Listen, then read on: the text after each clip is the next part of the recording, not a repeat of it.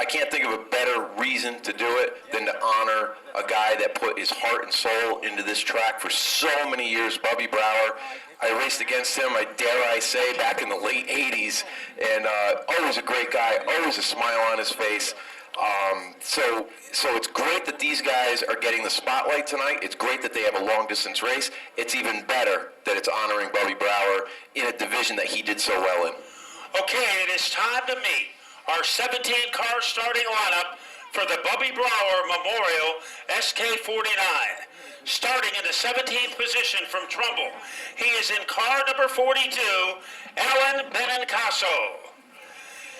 In 16th position, car number 7, a driver from Old Lyme, here is the Quag, Christopher Carell. In the 16th position, he earns 15th. He is in the Henny Benny convenience store sponsored car from Canterbury, Ethan DeRocher.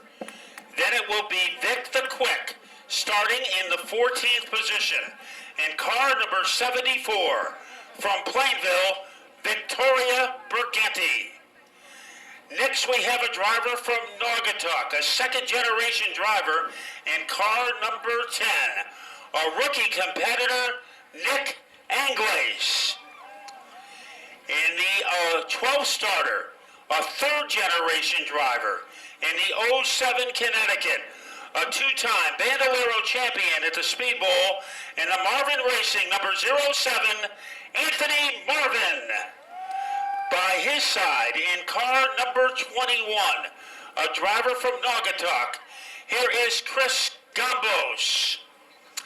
Now we go to the top 10, and car number 35.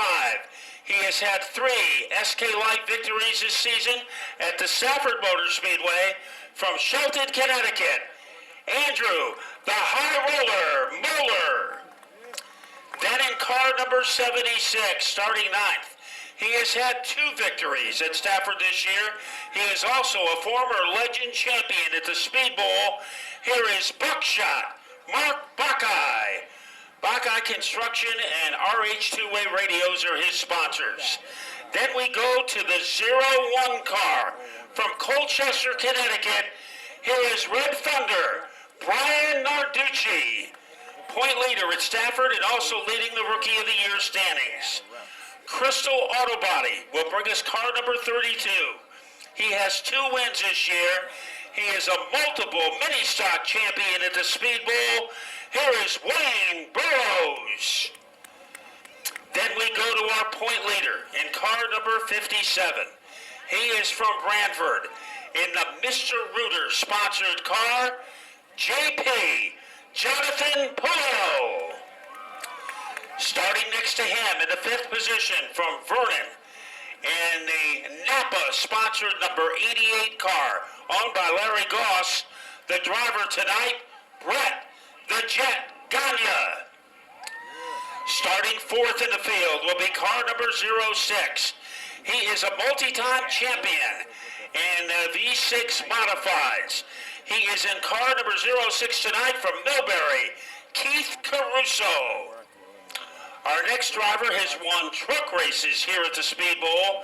He is from Ellington, Connecticut, in the Streb Chiropractic and Polar Beverage sponsor 151 from Ellington, Bert Willett. And now it's time to meet the 2 drivers who will take the field around. Starting on the outside of the front row, he is aboard the Serve Pro of Norwich, number 51 car, John O'Sullivan III. And sitting on the pole, he is a former champion in this division and also a champion in the X Modifieds. He is in car number 37 from Andover in the RH2-Way Radio sponsored car, Podium Paul French.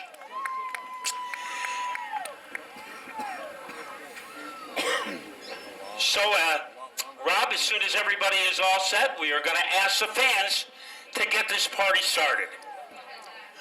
Okay, we're going to count them down from 5, and then gentlemen, drivers, start your engines. So from 5, and drivers, start your engines. 5, 4, 3, Drivers, start your engines! Well, that's a great sound, isn't it, Rob? That's an awesome sound. What a great field we have. A lot of good-looking cars, a lot of fast cars. A couple of notes, going into this race. The 51 of John O'Sullivan, he's got a brand new, a completely different setup in that car tonight than he's used to, and the car has responded tremendously. I mean, I think he's the fastest he's been all year. So a brand new setup in that car should be interesting to see how he adapts to it and how it goes over 49 laps. And now everybody leaving the mark. We have a subplot in this one. We have the regulars against the invaders. And the invaders, I would put Brian Narducci and Mark Bacai into that class. Andrew Moeller, he is an invader as far as the SK Lights is concerned, has raced most of the year in the SKs. Is there an advantage to the people who have driven here all season long? Excellent question, and here's the rub, is that they're invaders, but they've got a lot of laps at this track. Maybe not Brian Narducci so much, but he grew up here, so and he's adapted very quickly to this track. But you've got Mark Bacai, he's run here in an SK Light, he's run here in an SK, he's run here in an MRS car, he's done very well in all three of the divisions. So an invader, yes, but somebody with a lot of experience on this track. Paul French, like you said, a couple of championships. Well, as I said earlier, you could throw about 6 guys' names in a hat and pick out who's going to win. I like Rob's points about the invaders. They have laps here, so that could neutralize their effect in the race. And Brian Narducci has won here in the past. So I say there's about 6 guys. I'm not going to throw anybody out as a favorite who could come home the big winner tonight. And also working the paddock area, John Gates. John, what are you thinking of before we go to Grain? Well, some fast race cars right here. These SK Lights are absolutely cranking up. I'm looking forward to this first couple of laps and making sure these guys can stay out of each other's way. And really, it's going to be a good fast race. They got 49 laps, though, so patience is going to come and is going to be a big deal here for these guys. Understand that they do have time to get to the front, but I'm looking for a local to win this thing. I'm going Julio in the 57. Okay, John Gates goes on the line. Rob Janovic, if you were in this race, what would your strategy be? Well, I would think that most of these spotters for these guys and the crew chiefs or the car owners are telling them, listen, the longest race we've had all year, you're not used to going this long. It's 49 laps. It's not an eternity, but it is longer than our regular features. So you don't have to try to win the race in the first lap or the first 5 laps. Maybe you can feel the car out a little bit and, and then see where we got it. It's not a gargantuan field, so you could pit and adjust the car, maybe halfway through. So you don't have to win the race in the first 5-10 laps. So it is not inconceivable that somebody can come from the rear of the field in the last 25 laps or so. That has been done before. So it is the front row, Paul French and John O'Sullivan. The blue number 37 leading the way. And some of these guys have more experience, like we talked about Mark Bacai. He's run MRS races. He's used to the 100 lappers. Some of these guys, this is going to be the longest they go. Concentration is a factor sometimes. So you've got some veterans in the mix that might give them a little bit of an advantage. And Brian Narducci raced in the SK Lights during the second half of the season last year, and he ended the season, I believe, with 5 straight victories. So he is dialed in. So now, ladies and gentlemen, as they come around, how about a big hand for our SK Lights in the Bobby Brower Memorial? Stand up and cheer these guys because they are ready to lay it on the line for 49 pulsating laps. And that is a great sight as they settle in behind the pace car. The lights are off, and we are ready for 49 laps of pyrotechnics. Rob, how important is the start? It's not as important in one of their quick blasts for a 20-lapper, but you do want to take command early. And here comes Bacai, and he moves in front early as O'Sullivan. He was a little tardy on the start, and Burt Willett tries to fill the hole, and he is on the move to second. And And settling into third, Brett Gagne. He is in fourth. And then we have a double file battle behind that between Burrows and Keith Caruso. I think Keith Caruso, one of the wild cards in this race, he has struggled this year at Waterford, but he is a pretty talented driver. And Paul French is loving the side-by-side battle behind him. It looks like the 51 of Sullivan's getting a little bit of the edge yet, and it looks like he's going to clear the 151 and head into second place. And Paul French has already won $50, courtesy of Macrino Motorsports and Durante Motorsports. So it's already been a lucrative start. And here comes O'Sullivan ready to keep him company. O'Sullivan moving into second and immediately putting a little bit of pressure on the Paul French car in the lead.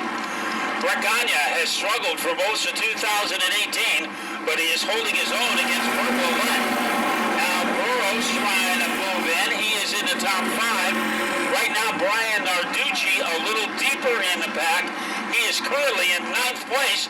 Pulio in 8th place. So I think Jonathan Pulio looks like he is on the outside groove, and he is waiting for things to sort out at the front of the field. I think he's being a little bit patient right now, and like I said, there's no need to really rush to the front immediately. And Paul French has won all the lot money so far, and Gagne has broken away from the 4th place car. He is getting ready to challenge John O'Sullivan on the outside.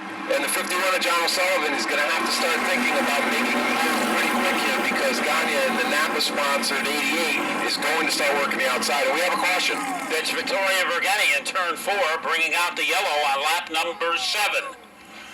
And she is able to get out of Mother Nature Boulevard.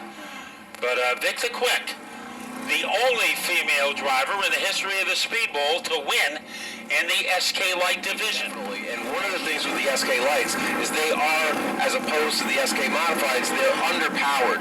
So if you can run the outside well in an SK Light, you can keep the RPMs up, especially coming off of turn 2, and get a good run, and usually grab a position off the guy on the inside. And that was a case in point with Johnny O'Sullivan grabbing second place from the 151. So now we are ready to turn them loose. George DeCoster and Chris also on the starter stand.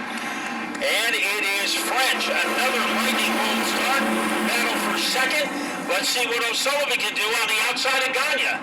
And he hesitates, and moving into third is Burt Willett. That's one of the best moves Willett has ever made in an open-wheel car. Yeah, the 51 was running the outside, had a checkup coming out of 2 for whatever reason. There was a kind of a domino effect, and the 88 is immediately going for the lead. And here comes the Jet. And Brett Gagne, who had some big wins last year, struggled this year, is out in front. And keeping him occupied will be Burt Willett. They're almost going 3 wide on the backstretch. So things are starting to blister. Coming off the corner, that is Andrew Fuller.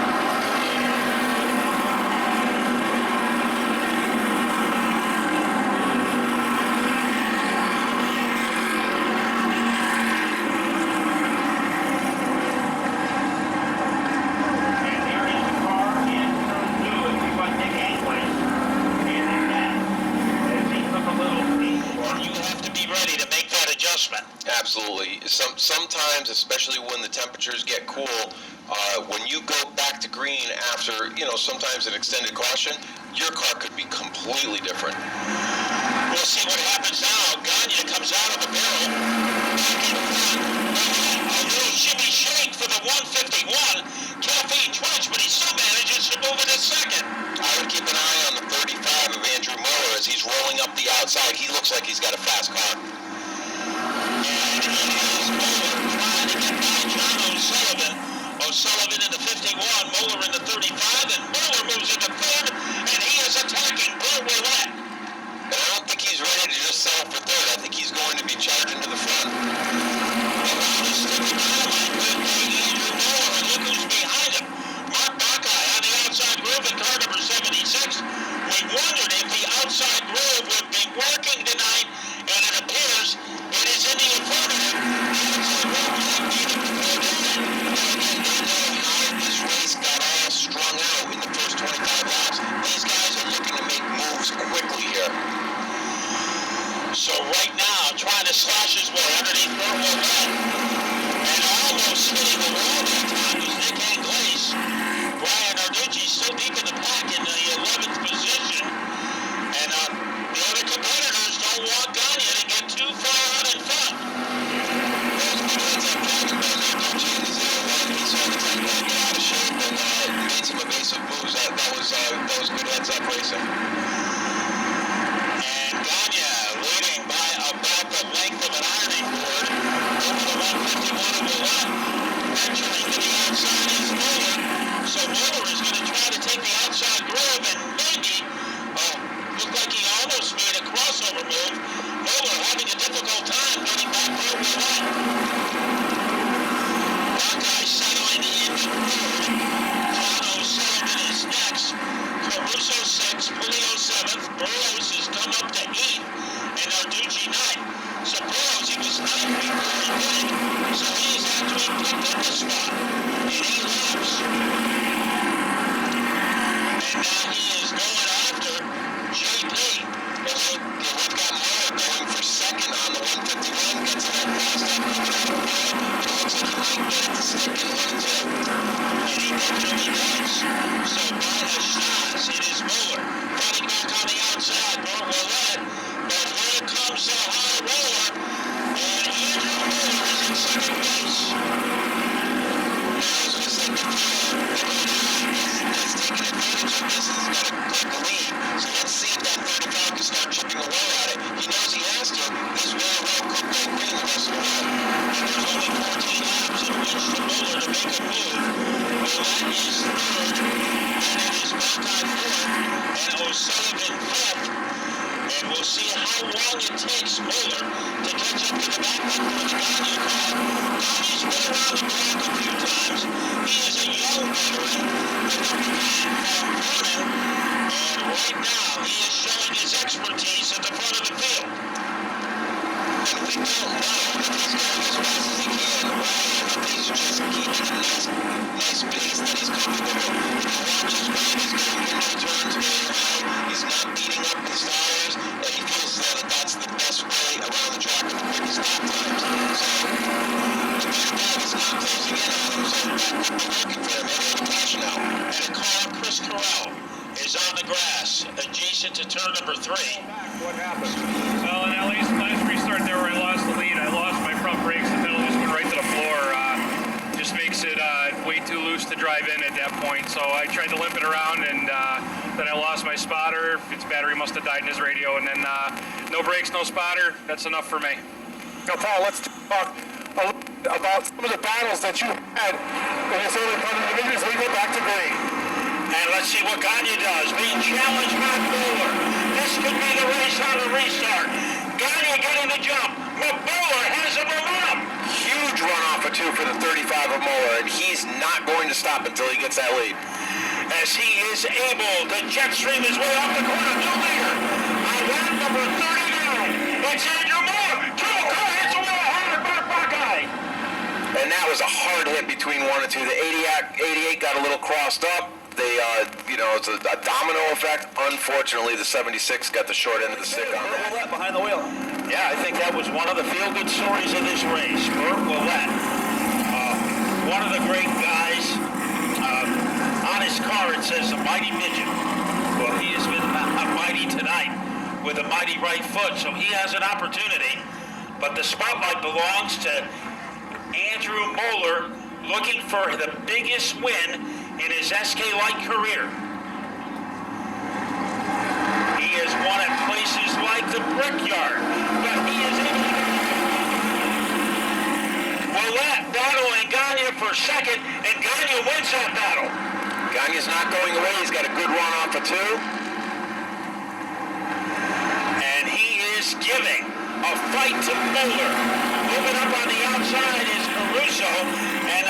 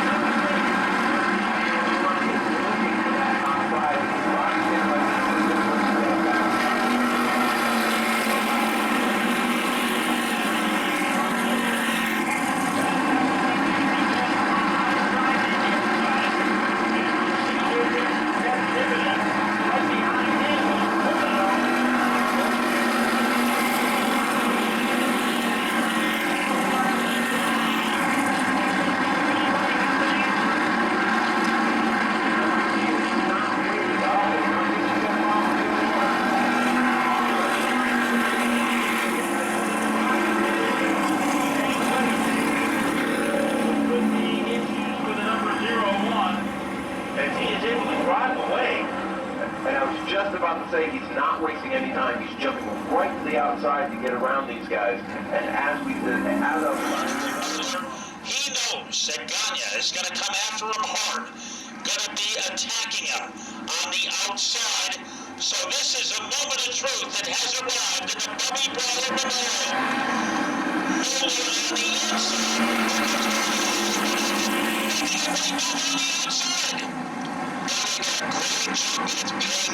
inside. And he is still even. They are frozen together like twin tops. It's a blockbuster.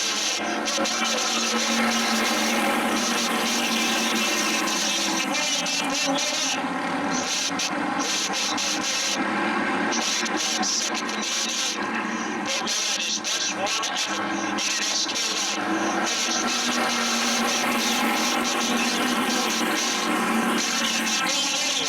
He is still being attacked on the outside. There is Keith Caruso running in fourth, but behind him is O'Sullivan and Fuller in 6.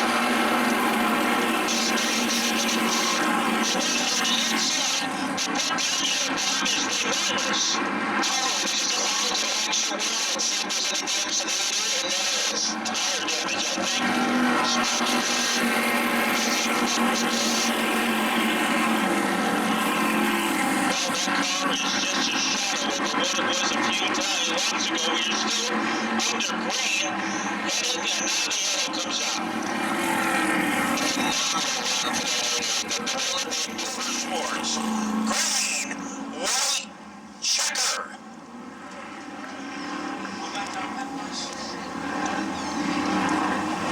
Well, an amazing point development. Burt Willett got penalized for rough riding. Gagne into the wall. Let's go to the paddock.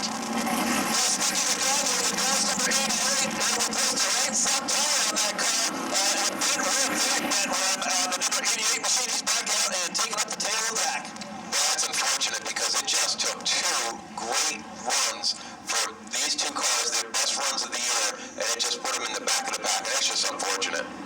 Keith Caruso, we said he was going to be a dark horse. He is starting on the outside of the front row. Making contact with Caruso. 4 cars, they can fit in a piggy bank. Here comes Moeller into turn number 4. Moeller has the advantage. The question mark is how many overs. Here comes Caruso on the outside. Traffic jam in turn 2. 4 cars. three more on the inside. So 7 cars involved in that predicament. And just when Moeller could have been able to count the squares on the checkered flag, They know what they need to do. They know they need to do it quick. yes, once again, we are ready for the 3 most exciting words in motorsports. Green, white, checker. Now, you're in the lead on a green-white checker. What are the possibilities that you are looking at? He knows he needs to be sharp on the start. He knows that he's got a fast car. As long as he can lead the field into one and still be in the lead, he knows that he's pretty much 99% of the way home. Yeah, and we've seen in his matchups with Gagne, it takes about 2 turns for that car to get to maximum efficiency. And I think the race to watch here is between the 51 and the 06. As I said, they're both going for a second place finish. Now, with the 32, I think his crew's telling him, listen, Wayne, it's a good points night. Let's just finish off in the top 5, bring the car home in one piece, and we're looking good.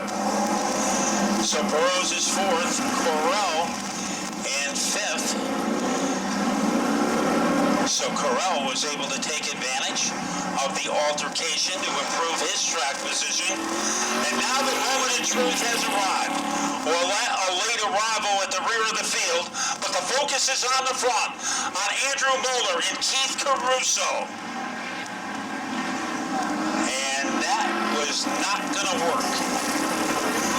And trouble for Victoria Bergani as she is sideways right past the start-finish line.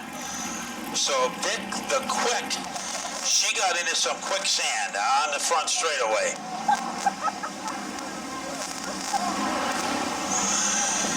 So just when you thought we were going to resume, that did not looked a little unorganized out there, didn't it? Yeah, they were just about to go green. The guys in the field are all revved up. They're ready to go. They know that the lights went out on the pace car. They know the lights went out on the track. So they're in with the crossover signal as they will go into double file formation. The lights have been snapped off the pace car. And now it is time for a green, white checker. And Andrew Moeller, he is the man in the hot seat right now. To his outside, Keith Caruso.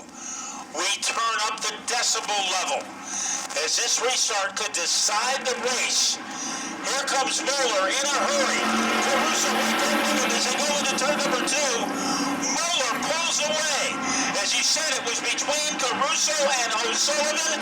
And look at Johnny O. He is on the go, heading out of turn 4. O'Sullivan trying to move in a second. Caruso is right there. Burroughs in the top 4. Getting a battle from Narducci, who's trying to take the spot away. Here comes Andrew Moeller, the high roller, in honor of Bobby Brower. He has the power to win. O'Sullivan in second, and Keith Caruso third. Andrew Moeller.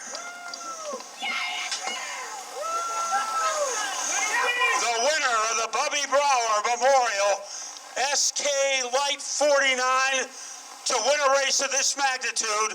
What does it mean to you? Before I talk about anything else, I just got to say rest in peace to Bubby here. I know he meant a lot to this sport and this track, and I just can't believe we just won this race. We've been talking about it. We weren't sure if we were going to run it, and we decided to run it, and I'm just so happy we did. Car was on rails tonight. Ken Berry and Steve and my father and Tom and Joe really set up a great race car, and I just can't thank them enough. Can't thank Race Choice for making this event possible and being my main sponsor. Without you guys, we wouldn't be here tonight for sure. And it came down to a green-white checker, you against Keith Caruso. What was your strategy?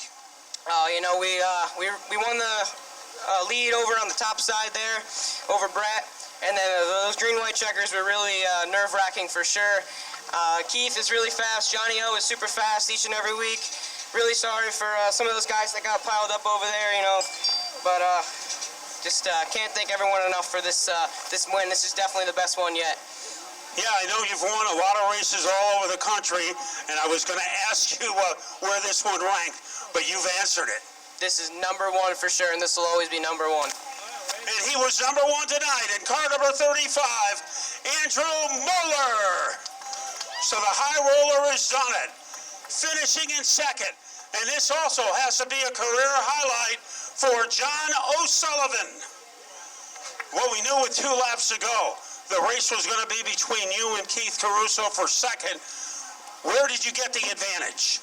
I think the bottom gave me a ton of advantage. I think Andrew had this field covered tonight. He was wicked fast all day long. We were a top 3 car all day long, so we definitely deserve to be up here. It's awesome. It's such a special race. I got to thank everybody that gets me up here. My girlfriend Shelby and her dad Brian, Mike Kukta, Mike Paquette at CD, my dad, my brother, Jimmy, Bobby, Jordan, everybody that comes out, Guilford Texaco North, B&H Racing Chassis, Big A Auto Parts North Branford, ServPro Norwich. And I know your team worked hard before the race to get this car ready, so I think you have to give a big shout out to the entire 51 team. Yeah, they make my job a lot easier. It's definitely easy to drive a car that's handling well and going fast. So it's a good change to be up here. A great second place run for Johnny O, John O'Sullivan. And now finishing in third, we expected to see a great run today. He might have been a dark horse to some, but he turned in an outstanding performance. Keith Caruso. This is the Keith Caruso we thought we were going to see during the entire season. How did you turn things around? We tried a couple different things this week. I want to thank PJ Ferns. Put a different setup in for it. Tried working with us a lot, and it helped us out. Towards the end of the run, it freed up on us. I was hoping to get second or even get up into that lead. Give Andrew a run for his money, but. Well, with 2 to go, you're on the outside of the front row. What was your strategy? I was just trying to hold up there. I was a little better on the inside, so I was kind of hoping on the inside and get him, cross-cut him, but, I mean, we did hold up on that outside. Well, I know there are a lot of people responsible for getting you on the podium tonight, so it's time to roll the credits. Yeah, I definitely wanted a couple guys from Lux Autos here. Glad to see them come out. They've been a big part of our race team this year, so I appreciate that. Also, Doraflex Race Car Bodies have been with us since day one, and they do a heck of a job. TA Motors, all them guys, and all my crew. These guys work hard to get this car where it is every week, and I appreciate it. He did a great job tonight in car number 06, Keith Caruso. Now, if any...